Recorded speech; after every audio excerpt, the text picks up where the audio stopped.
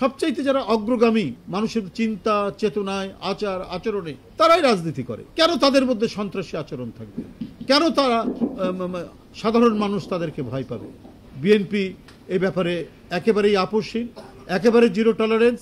এই ধরনের কাজ কেউ যদি করার সাহস করে, তো এখন থেকে আমরা বলে দিচ্ছি যে এটার সাহস করলে পরে বা এই ধরনের কাজের সাথে পুনরায় যদি কেউ লিপ্ত হয়, তার বিরুদ্ধে এই ধরনের দৃষ্টান্তমূলক সাংগঠনিক ব্যবস্থা গ্রহণ অব্যাহত থাকবে। আমরা যেমন গণতন্ত্রের প্রশ্নে 16 বছর 17 বছর নিরবচ্ছিন্ন আন্দোলন করেছি, নানা প্রতিকূলতার মধ্যেও ফ্যাসিবাদী দুঃশাসনে বহু প্রচেষ্টা, বহু ধরনের কার্যক্রম শেখ হাসিনা গ্রহণ করার পরেও আমরা আমাদের অভীষ্ট লক্ষ্য থেকে সরে আসি। আমরা শেখ হাসিনা সেই গণতন্ত্রকে পুনরুদ্ধার করা, তাকে আবারও জীবন্ত করা যে দায়িত্ব এদেশের গণতন্ত্রকামী গ্রহণ করেছিল, তাতে কোনো ধরনের দ্বিধা ছিল না, কেউ কুণ্ঠিত ছিল না।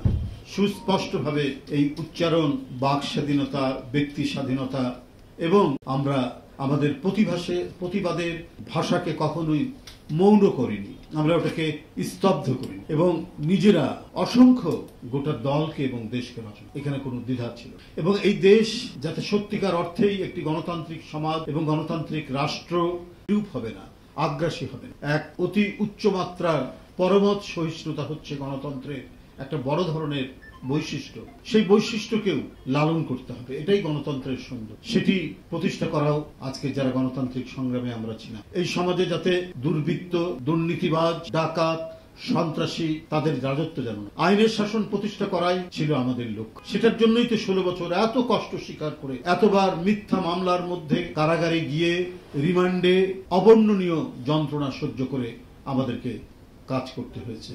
বিএনপির নেতা কর্মী এবং যারা গণতান্ত্রিক সংগ্রামী ছিলেন, সমমনা রাজনৈতিক দলগুলো, তারাও সেই দায়িত্ব পালন করে। নিঃসন্দেহে দুর্বৃত্তদের দখলে এই দেশকে ঠেলে দেওয়া যেত। আমাদের দলের নামেও যারা দুর্বৃত্তপনা করছে, অনৈতিক কর্মকাণ্ড করছে, মানুষকে বিরক্ত করছে, মানুষের মধ্যে ভীতি সঞ্চার করছে, তাদেরকে আমরা রেহাই দিই এবং দিচ্ছি না। দলের ভারপ্রাপ্ত চেয়ারম্যান প্রতিনিয়ত, প্রতি সময় সারা বাংলাদেশের কোথায় ঘটছে, দলের নামে কারা কি করছে, সবকিছু খবর নিয়ে আমরা সাথে সাথেই সেটার ব্যবস্থা নিয়েছি।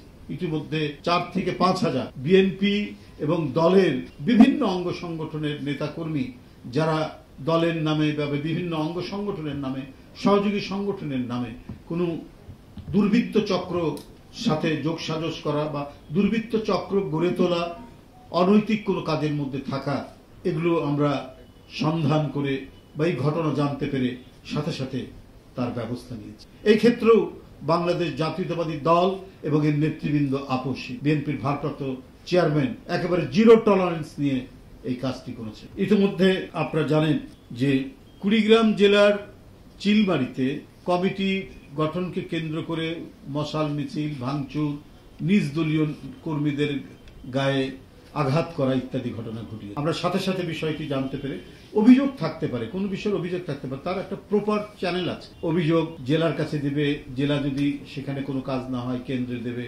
ভারপ্রাপ্ত চেয়ারম্যান বরাবর দিতে পারে, সেখানে সেটার উপরে সেটা না করে হাতে আইন তুলে নিয়ে নিজ দলেরই প্রতিপক্ষকে ঘায়েল করার মতো এই ধরনের হীন হিংসাশ্রয়ী কাজ হতে পারে। এই কারণে জেলা শাখা যুগ্ম আহ্বায়ক মোহাম্মদ সাইদ হোসেন পাখিকে তার প্রাথমিক সদস্য পদ সহ সকল পর্যায়ের পদ থেকে অব্যাহতি দেওয়া হবে। এছাড়াও চিলমারী উপজেলা শাখার সদস্য আব্দুল মতিন শিরিন, তাকেও প্রাথমিক সদস্য পদ সহ সকল পর্যায়ের পদ থেকে অব্যাহতি দেওয়া হয়েছে। তারও সংশ্লিষ্টতা রয়েছে গতকাল চিলমারী জেলায় বিভিন্ন সহিংস ঘটনার সাথে সম্পৃক্ত থাকা। আমরা তাৎক্ষণিক তদন্তে যেটা জানতে পেরে, আমরা সেই খবর পেয়ে আমরা জেলাকে নির্দেশ দিয়েছিলাম এবং বিষয়টি আমাদের ভারপ্রাপ্ত চেয়ারম্যান মহোদয় তিনি জেনেছেন, তিনি নির্দেশ দিয়ে দিয়েছেন যে তাদেরকে দল থেকে সাংগঠনিক ব্যবস্থা নেওয়ার জন্য এবং ইতিমধ্যে তাদেরকে অব্যাহতি দেওয়া হয়েছে দল থেকে। এছাড়াও কুমিল্লা দক্ষিণ জেলার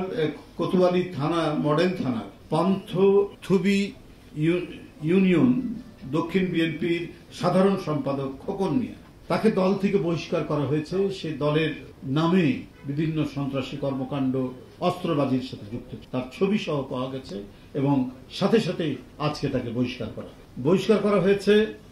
ইব্রাহিম হাওলাদার নামে ইউনিয়ন বিএনপির, এটা হলো তজিমউদ্দিন নিয়ে আনার অভিযোগ পাওয়া গেছে। এই ব্যাপারে তদন্তও চলছে। তাদের যে অভিযোগ পাওয়া গেছে এ ব্যাপারে তদন্ত চলছে এবং এদের বিরুদ্ধে দৃষ্টান্তমূলক ব্যবস্থা গ্রহণ করা হবে।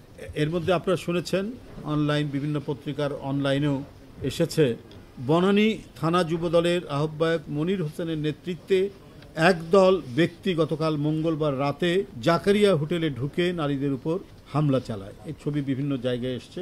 এটা শোনার সাথে সাথে জাতীয়তাবাদী যুবদল তাৎক্ষণিকভাবে এই মানে যুবদলের নামধারী এই নেতাকে দল থেকে বহিষ্কার করে, সাথে সাথেই তাকে বহিষ্কার করেছে। এই দৃষ্টান্ত স্থাপন করেছে জাতীয়তাবাদী যুবদল।